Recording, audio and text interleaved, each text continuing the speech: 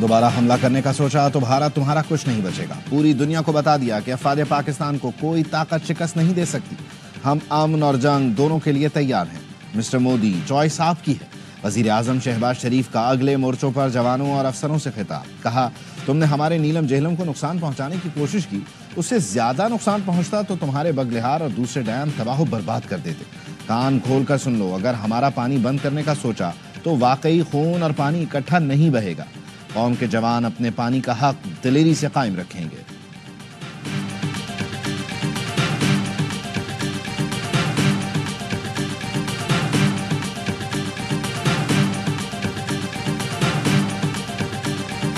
وزیر اعظم شہباز شریف کا پسرور چھاونی کا دورہ. Army chief general Syed Asim Munir اور air chief marshal Zaheer Ahmed Babar Sidhu بھی ہمراہ تھے. نائب وزیر اعظم اور وفاقی وزراء بھی موجود. Army chief general Asim Munir خود جیپ چلا کر وزیر اعظم کو اگلے مورچوں تک لے کر گئے. وزیر اعظم اور آرمی چیف اگلے مورچوں پر موجود افسروں اور جوانوں سے ملے، گلے سے لگایا. مارکہ حق میں افواج پاکستان کی پیشہ ورانہ مہارت کو خراج تحسین پیش کیا.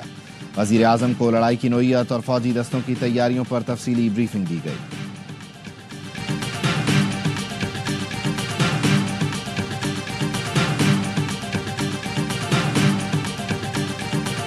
مودی آپریشن سندور پر اتحادیوں کی حمایت حاصل کرنے میں ناکام.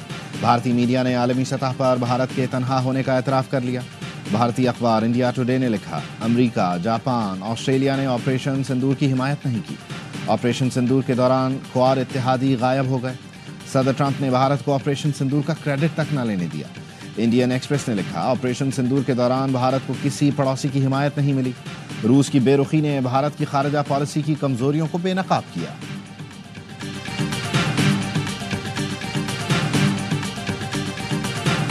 امریکی صدر کا مشرق وسطی کا تاریخی دورہ. ڈونلڈ ٹرمپ سعودی عرب کا دورہ مکمل کر کے قطر پہنچ گئے.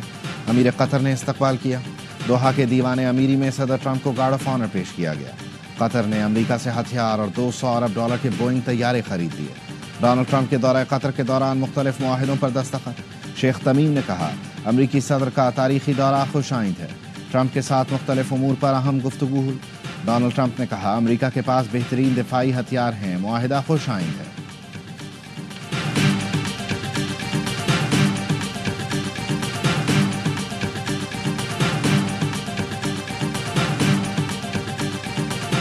مودی کا مستقبل ختم شد، یہ صدی چین کی ہوگی. مودی نے اپنی اننگز کھیل لی، جلد پویلین لوٹ جائے گا. میرا خیال ہے کہ بھارت کو اپنے لیے اب نیا لیڈر ڈھونڈنا پڑے گا. وزیر دفاع خواجہ آصف کی پروگرام خبر میں گفتگو. کہا، جنرل باجوہ کے دور میں بھی اتنی سول ملٹری ہم آہنگی نہیں تھی جتنی آج ہے. چینی مشینری اور آپریٹرز پاکستانی ہوں تو بڑی طاقت بن جاتی ہے. دنیا بھی سوچ رہی ہے کہ چین پاکستان کا کمبینیشن طاقتور بن گیا ہے.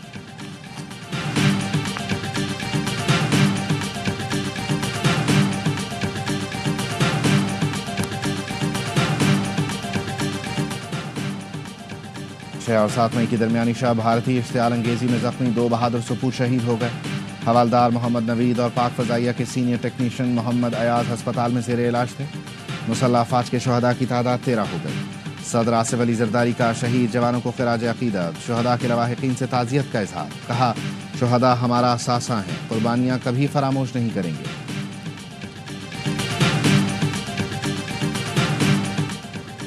اور پاکستان نے سنتاس معاہدے پر بھارت کے خط کا جواب دے دیا. ترجمان دفتر خارجہ شفقت علی خان کا کہنا ہے، سنتاس معاہدے میں اسے معطل کرنے کی کوئی گنجائش موجود نہیں.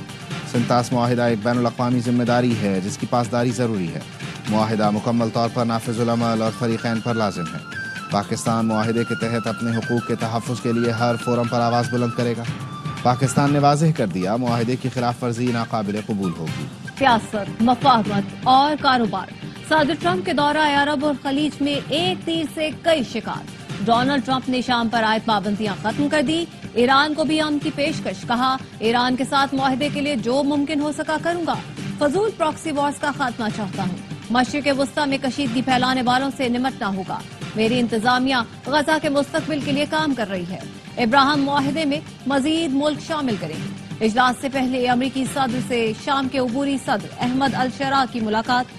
ترک صدر رجب طیب اردوان ویڈیو لنک پر شریک تھے. پابندیاں ختم ہونے کے اعلان کے بعد شام میں جشن. بھارت کا جارحانہ شدت پسند رویہ علاقائی امن کے لیے خطرہ ہے. ہندوتوا نظریے سے پورے خطے کی سلامتی کو شدید خطرات ہیں۔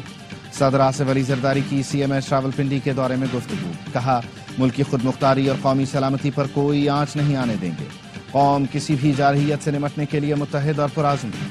صدر مملکت نے بھارتی حملوں میں زخمی پاک فوج کے جوانوں اور شہریوں کی عیادت کی، بہادری اور حب الوطنی کے جذبے کو سراہا، کہا قوم اپنے سپاہیوں اور شہریوں کی قربانیوں کو سلام پیش کرتی ہے۔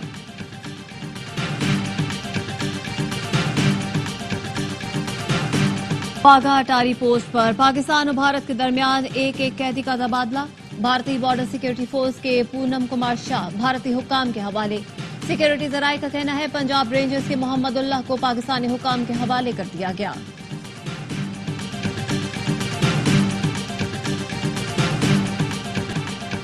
سنتاس معاہدے میں یک طرفہ معطلی کی کوئی گنجائش نہیں، باہمی اتفاق سے معاہدہ معطل یا اس میں ترمیم کی جا سکتی ہے۔ ورلڈ بینک کے صدر کا کہنا ہے ورلڈ بینک اس معاہدے میں ثالث نہیں صرف سہولت کار کے طور پر موجود ہے۔ یہ معاہدہ دو ملکوں کے درمیان معاہدہ ہے اور فیصلہ بھی انہی دو ملکوں نے کرنا ہے۔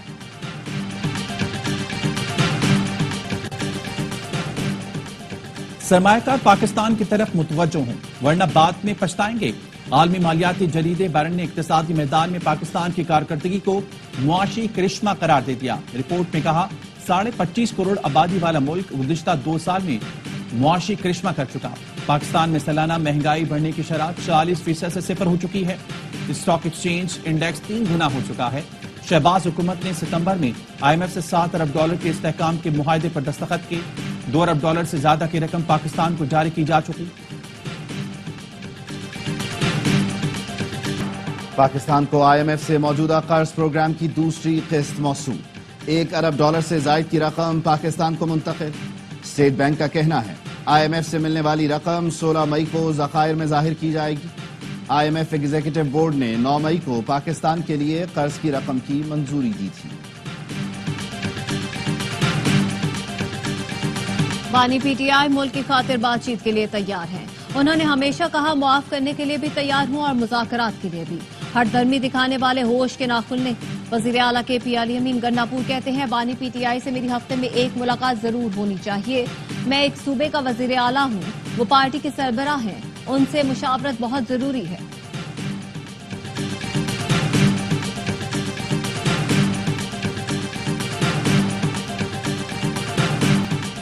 بلوچستان میں دہشت گردی کرنے والے بھارت کا حال دیکھ لیں۔ دہشت گرد بھارت کی پراکسی ہیں، انہوں نے لا حاصل جنگ مسلط کی۔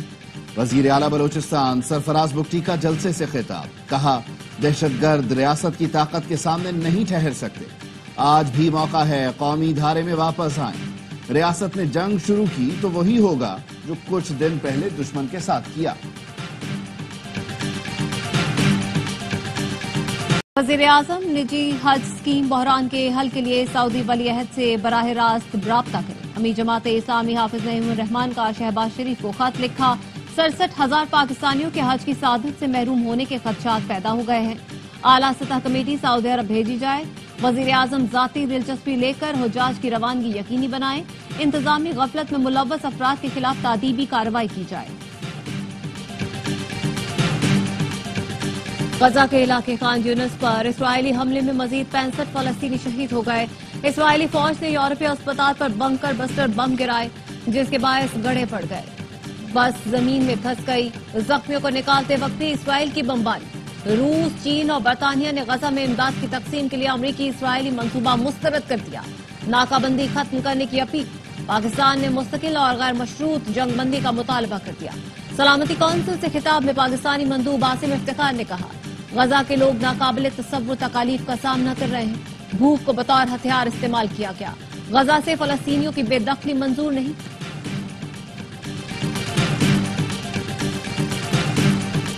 بھارت نے سکھوں کے پاکستان جانے پر پابندی لگا دی۔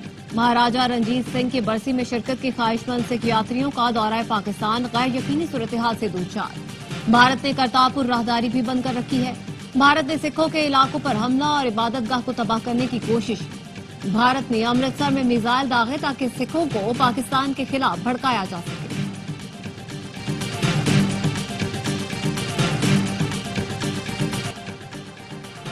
بھارتی فوج کی مسلمان ترجمان بھی انتہا پسندوں کے نشانے پر بھارتی فوج کی کرنل صوفیہ کو دہشت گردوں کی بہن قرار دے دیا۔